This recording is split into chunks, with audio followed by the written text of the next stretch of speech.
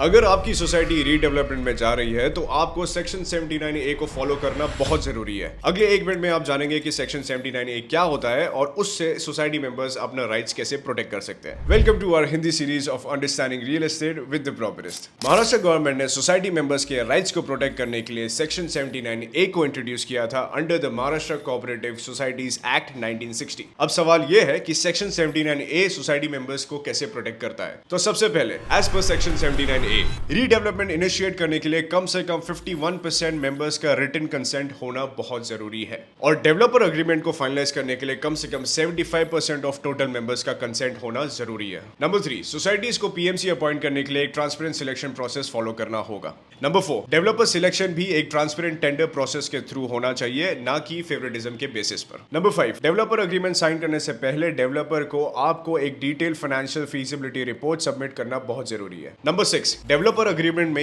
ये points include होना बहुत जरूरी है। Number 7 and final step, redevelopment agreement का प्रॉपर रजिस्ट्रेशन होना बहुत जरूरी है under the Maharashtra stamp act and registration act, ताकि फ्यूचर में कोई डिस्प्यूट्स ना हो। तो याद रखें कि सोसाइटीज को रीडेवलपमेंट प्रोसेस में सेक्शन 79A को फॉलो करना कंपलसरी है और अगर कोई सोसाइटी या डेवलपर सेक्शन 79A फॉलो नहीं करते हैं तो रजिस्ट्रार के पास कुछ पावर्स होते हैं जो हमने कैप्शन में मेंशन किया है। ये इन्फॉर्मेशन अपने सोसाइटी मेंबर्स के साथ शेयर करना मत भूलना और ऐसे ही डेली रियल एस्टेट इनसाइट्स के लिए कीप फॉलोइंग द प्रॉपर्टिस्ट।